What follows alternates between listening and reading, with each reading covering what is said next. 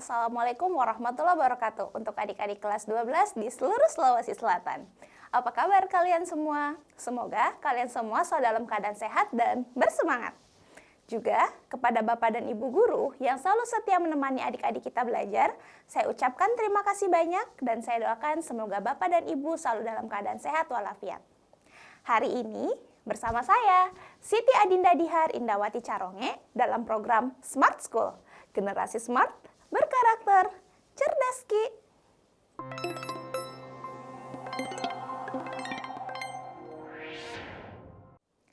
Oke, pagi ini kita akan membahas prediksi tes kemampuan akademik untuk bahasa Indonesia wajib.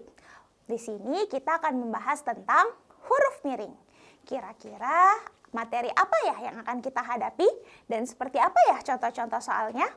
Yuk kita bahas sama-sama. Oke, huruf miring. Apa sih huruf miring itu?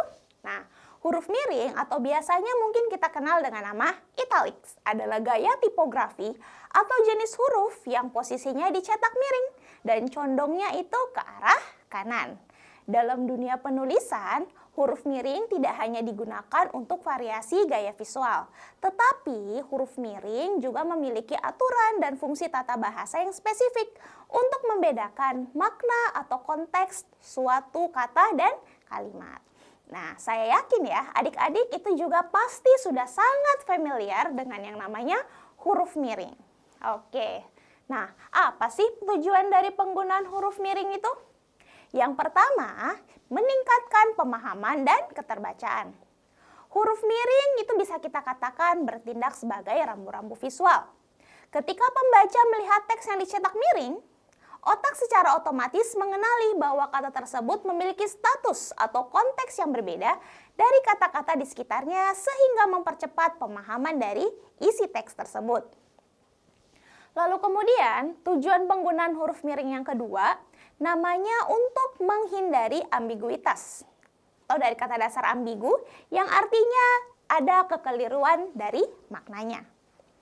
Banyak istilah asing atau daerah yang ejaannya mirip dengan kosakata bahasa Indonesia. Dengan mencetak miring istilah tersebut, penulis memberitahu bahwa pembaca kata itu harus diartikan sesuai bahasa aslinya, bukan bahasa Indonesia. Makanya di sini huruf miring perlu digunakan, ya. Kemudian, apalagi ya tujuan penggunaan huruf miring? Tujuan selanjutnya untuk memberikan efek intonasi pada teks bisu. Kalau dalam percakapan langsung, kita bisa menaikkan nada suara atau mungkin memberi penekanan pada kata tertentu. Jadi, lawan bicara paham apa inti dari pembicaraan kita. Tetapi dalam bahasa secara tulisan, huruf miring mengambil alih peran tersebut untuk mewakili penekanan atau intonasi visual. Karena tulisan itu kan tidak ada suaranya ya, makanya digunakanlah huruf miring untuk menekankan entah mungkin huruf, kata, atau kalimat-kalimat tertentu. Kemudian yang keempat, menunjukkan profesionalisme dan standar akademis.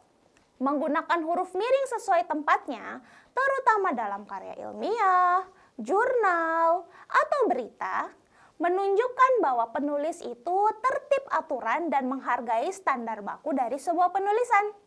Hal ini meningkatkan kredibilitas tulisan di mata pembacanya. Oke, kemudian mari kita lanjut. Nah, kapan saja sih huruf miring itu digunakan? Oke, yang pertama, huruf miring itu digunakan untuk menuliskan judul. Tapi hati-hati, tidak semua judul harus dimiringkan. Karena ada judul yang harus memakai tanda petik 2. Jadi, judul apa saja yang harus ditulis miring apabila dia ditulis? Yang pertama ada judul buku. Kedua, judul film. Ketiga ada judul album lagu. Ingat, album lagu, bukan lagunya. Kemudian, judul acara televisi, judul siniar atau mungkin yang lebih kita kenal sebagai podcast, judul lakon, nama media massa yang dikutip dalam suatu tulisan termasuk dalam daftar pustaka. Kalau daftar pustaka, saya rasa adik-adik juga sudah familiar ya. Ketika kita menuliskan judul bukunya atau mungkin jurnalnya, itu harus dimiringkan. Nah, contohnya, saya sudah membaca buku Harry Potter karangan J.K. Rowling. Nah, di sini Harry Potter itu merujuk kepada judul buku, ya. Nah, bahkan sudah jelas sekali di depannya dia katakan buku. Makanya Harry Potter itu wajib dimiringkan karena dia masuk ke dalam judul yang harus dicetak miring. Lalu yang kedua, majalah Bobo sangat disukai oleh adikku. Nah, di sini kata Bobo itu dimiringkan juga karena dia adalah nama dari majalah. Majalah itu kan termasuk buku juga ya, makanya dia harus dimiringkan. Kemudian yang ketiga, film Habibie dan Ainun diangkat dari kisah nyata. Nah, ini judul film. Jadi, judul Habibie dan Ainun itu juga wajib dimiringkan karena dia adalah judul yang harus ditulis dengan huruf miring. Oke, seperti itu ya adik-adik. Nah, sekarang kita lanjutkan. Penggunaan huruf miring yang selanjutnya digunakan untuk menegaskan atau mengkhususkan huruf, bagian kata, atau kelompok kata dalam kalimat. Ya, contohnya ini, huruf terakhir kata jagat adalah T, bukan D. Nah, di sini dia mengkhususkan kata jagat, ya. Dia mengkhususkan kata jagat, lalu dia mengkhususkan kata terakhir, huruf terakhir pada kata jagat, yaitu huruf T, bukan huruf D. Karena ini adalah pengkhususan atau penegasan, makanya dia di huruf miringkan. Kemudian yang kedua, imbuhan ber pada kata berbaju bermakna memakai. Ini juga sama.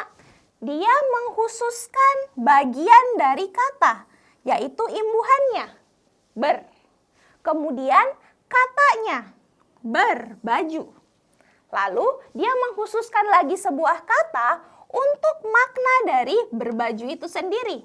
Artinya memakai. Ya. Nah, kemudian contoh yang ketiga. Ini sebenarnya sama ya. Di dalam bab ini tidak dibahas cara berpidato dengan benar. Kata tidak ini adalah pengkhususan. Ya.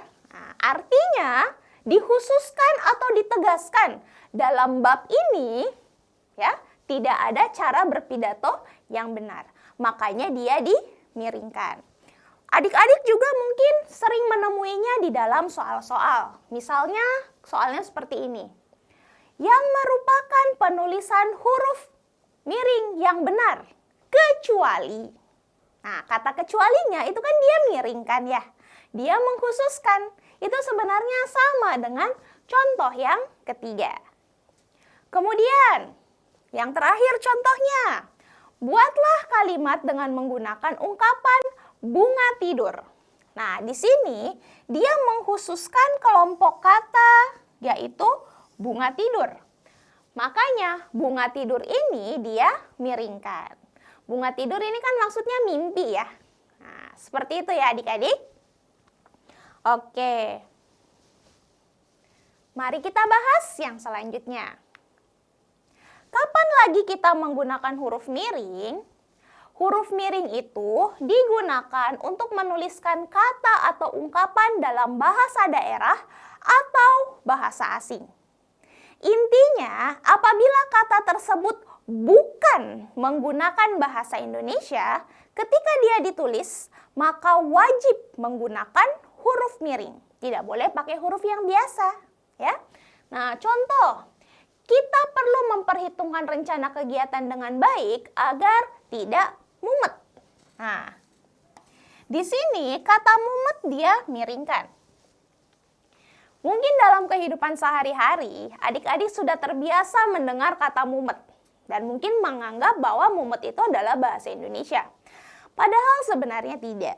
Mumet itu berasal dari bahasa daerah, artinya pusing, ya. Nah, makanya karena ini adalah bahasa daerah, harus dimiringkan. Dan pengartiannya harus mengikuti arti dari bahasa daerah tersebut. Oke, kemudian contoh yang berikutnya, nama ilmiah ikan tongkol batik adalah Eutinus affinis. Nah, di sini dia menggunakan bahasa Latin, ya. Makanya ini juga wajib dimiringkan. Loh, kok bahasa Latin tapi ada yang kapital, ada yang tidaknya ya? Nah, kalau misalnya khusus untuk ini, penulisan nama ilmiah ya, yang kapital itu hanya di awalnya saja, akhirnya nggak boleh. Tetapi untuk huruf miringnya, semuanya wajib dimiringkan, baik yang di depan maupun yang di belakangannya. Kemudian, Weltanschauung bermakna pandangan dunia. Ini kan juga ungkapan ya dari bahasa asing, bukan dari bahasa Indonesia. Makanya ini juga wajib dimiringkan. Kemudian ada lagi, ungkapan Tutwuri Handayani merupakan semboyan pendidikan. Tutwuri Handayani ini juga bukan berasal dari bahasa Indonesia. Makanya dia wajib dimiringkan. Kemudian ada lagi, istilah mensana in corpore sano sering digunakan dalam bidang olahraga. Ini juga sama, istilah atau ungkapan yang diambil dari bahasa asing. Makanya wajib dimiringkan. Oke, seperti itu ya adik-adik. Kita membedakan antara bahasa yang tidak memakai bahasa Indonesia dengan bahasa Indonesia aslinya. Makanya dimiringkan. Nah, perhatikan. Tidak semua hal itu harus ditulis miring. Apa saja yang tidak boleh ditulis miring? Nah, yang pertama, nama diri. Entah itu nama orang, nama lembaga, organisasi, ataupun merek dagang. Jika menggunakan bahasa asing atau mungkin bahasa daerah, tidak ditulis dengan huruf miring. Jadi dia ditulisnya biasa saja, tidak boleh dimiringkan. Mungkin ada nama orang yang diambil dengan bahasa asing, atau ada organisasi yang menggunakan bahasa daerah. Karena itu adalah nama diri, makanya tidak boleh dimiringkan. Kemudian yang kedua, dalam naskah tulisan tangan atau mesin tik yang bukan komputer, bagian yang akan dicetak miring ditandai dengan garis bawah 1. Nah, contohnya, misalnya kita harus menulis kata-kata atau mungkin ungkapan dalam bahasa asing. Misalnya saya menuliskan kata apple. Ya, ini kan berasal dari bahasa Inggris. Tidak mungkin saya memiringkan tangan saya atau mungkin kertas yang saya gunakan saya miringkan. Tetapi cukup diberikan garis bawah untuk menandakan bahwa ini harus dimiringkan. Oke, seperti itu ya adik-adik. Jadi tidak perlu dimiringkan, cukup diberikan garis bawah dan cukup satu saja garis bawahnya. Oke, seperti itulah penggunaan dari huruf miring. Nah, sekarang yuk kita bahas soal-soalnya. Soal pertama, industri kuliner di kota ini semakin berkembang pesat dengan hadirnya berbagai kafe berkonsep unik. Banyak pemilik usaha yang mendesain ruangan mereka senyaman mungkin agar pengunjung betah berlama-lama. Salah satu elemen penting dalam menciptakan suasana tersebut adalah pencahayaan yang hangat dan dekorasi interior yang estetis. Pengunjung seringkali mencari pengalaman yang pleasant saat menikmati waktu luang mereka bersama teman atau keluarga. Oleh karena itu, pelayanan yang ramah dan kualitas hidangan yang konsisten menjadi kunci utama keberhasilan sebuah kedai kopi. Nah, ini adalah contoh bagaimana huruf miring memiliki soal. Tipe pertama, dia seperti ini. Penulisan kata plesan pada kalimat 4 seharusnya, nah kalau kita lihat ya, ini adalah kata yang diambil dari bahasa Inggris atau bahasa asing. Artinya, dia tidak mungkin ditulis seperti biasa, harus dimiringkan. Kalau pilihan alfa tidak diubah. Nah, ini kan sudah pasti salah ya, karena dia itu harus diubah. Bravo! Dia berikan tanda petik 2. Nah, ini kan tidak butuh petik 2 ya. Karena di sini penulisannya hurufnya yang salah, bukan tanda bacanya. Begitu pula yang Charlie. Dia tidak mungkin memakai tanda petik 1. Nah, sekarang yang delta. Pleasantnya dia pakai huruf bold atau yang tebal. Tapi ini juga tidak tepat. Karena ini harus dimiringkan, makanya jawabannya adalah error. Ya. Nah, seperti ini tipikal soal pertama. Oke. Sekarang, mari kita lanjut membahas soal berikutnya. Nah, penulisan huruf yang salah terdapat pada kalimat yang mana? Oke, Alfa. Kakak baru saja selesai membaca novel Bumi Manusia karya Pramudia Anantatur. Nah, kalau kita lihat, di sini ada novel.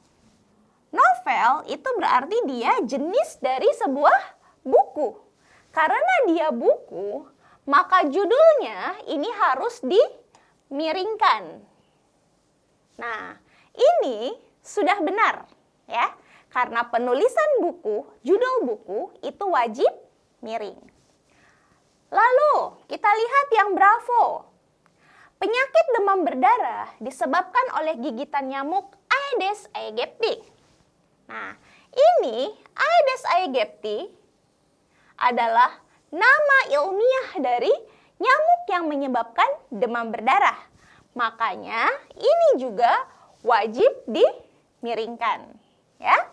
Sekarang kita lihat lagi yang Charlie.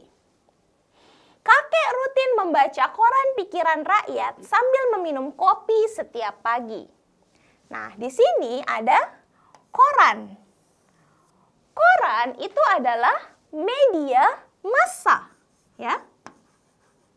Media massa itu salah satu yang wajib ditulis miring judulnya. Judul dari media massa ini adalah pikiran rakyat. Nah, sementara di sini dia tidak dimiringkan. Artinya ini salah, ya. Kemudian kalau kita lihat yang delta. Semboyan Bhinneka Tunggal Ika tertulis pada pita yang dicengkram burung Garuda. Nah, ini ada semboyan ya. Ada ungkapan. Bhinneka Tunggal Ika bukan bahasa Indonesia, makanya dia wajib miring. Kemudian yang error, perusahaan rintisan itu sedang membutuhkan karyawan dengan kemampuan public speaking yang baik. Public speaking ini juga bukan bahasa Indonesia. Dia gabungan kata dari bahasa Inggris. Jadi sudah benar kalau dia dimiringkan. Makanya jawabannya ini adalah Charlie. Oke, seperti itu ya adik-adik. Nah, sekarang mari kita jawab soal selanjutnya.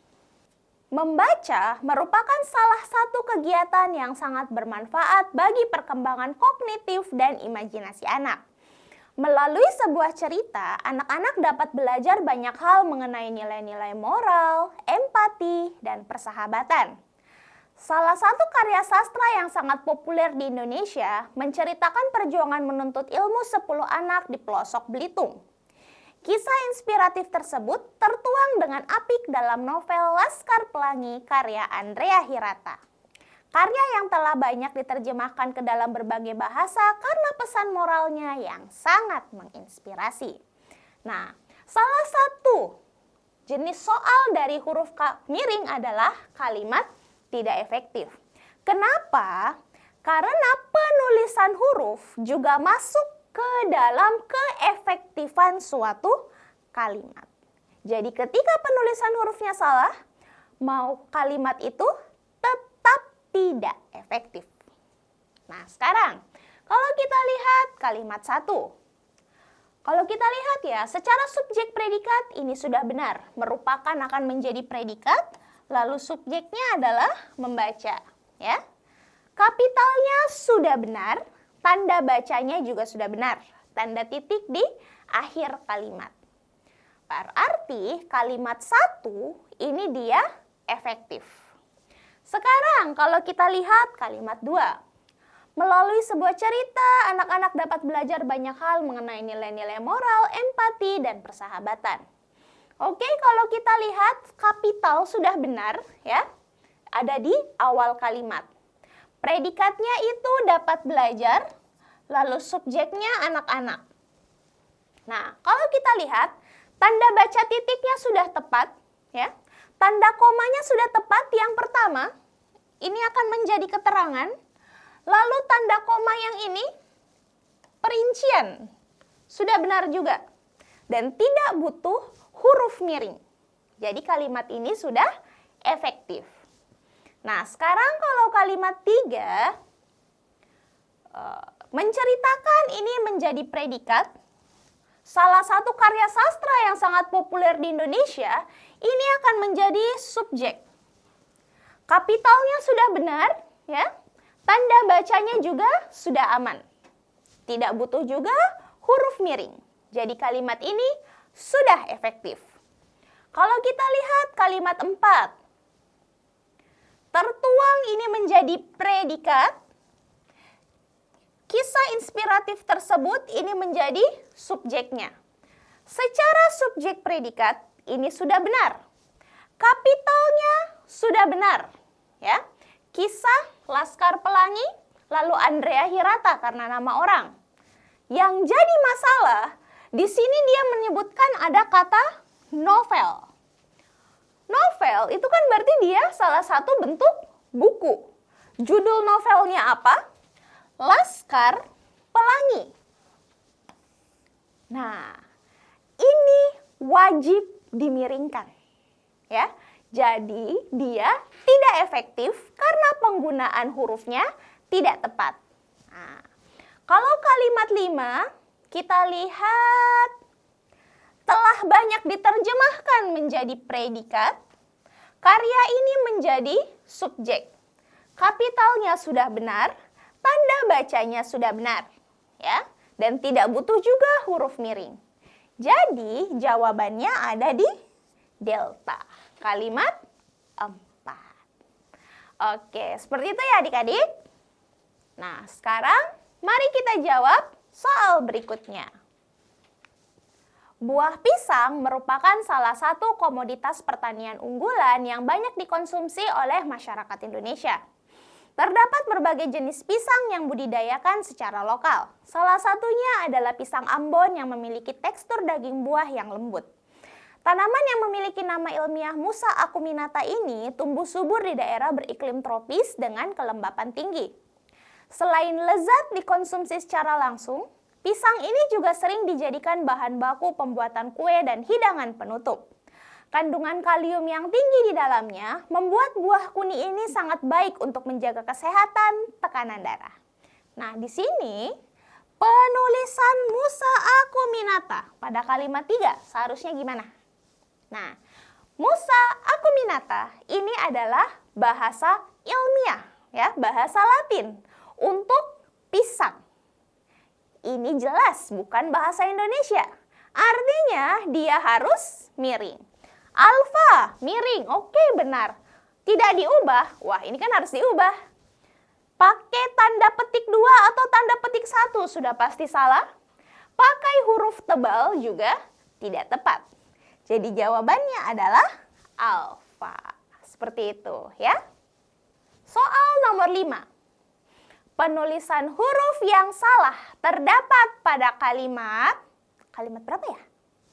Nah, kalau kita lihat alfa. Keluarga kami selalu berkumpul untuk menonton program televisi Kick Andy setiap akhir pekan. Nah, judul program televisi itu wajib dimiringkan. Di sini nama program televisinya adalah Kick Andy. Artinya ini harus dimiringkan, ya. Kemudian kalau kita lihat Bravo, bakteri Escherichia coli dapat menyebabkan gangguan pencernaan akut pada manusia. Nah, ini adalah nama ilmiah dari sebuah bakteri. Sudah benar karena dia dimiringkan. Charlie, ayah lebih memilih mengirimkan berkas lamaran kerjanya melalui email atau electronic mail. Ini dari bahasa Inggris, bukan bahasa Indonesia. Makanya wajib dimiringkan. Kemudian kalau Delta, mahasiswa itu mengutip pernyataan ahli dari buku Filsafat Ilmu untuk skripsinya. Nah, sudah jelas sekali di sini ada kata buku, lalu judulnya Filsafat Ilmu, jadi harus dimiringkan. Kemudian, awalan me pada kata mencuci menandakan sebuah kata kerja yang aktif. Nah, dia menghususkan bagian kata, lalu dia menghususkan katanya. Jadi wajib dimiringkan. Jadi jawabannya adalah alfa. Oke deh, seperti itu adik-adik. Nah, bagaimana? Adik-adik sudah mendapatkan pelajaran yang baru, bukan? Semoga adik-adik mendapatkan ilmunya ya. Dan ingat, jangan lupa diulang-ulangi di rumah. Oke, hari ini sekian bersama saya, Siti Adinda Dihar Indawati Caronge. Kita jumpa lagi di pertemuan berikutnya. Dah.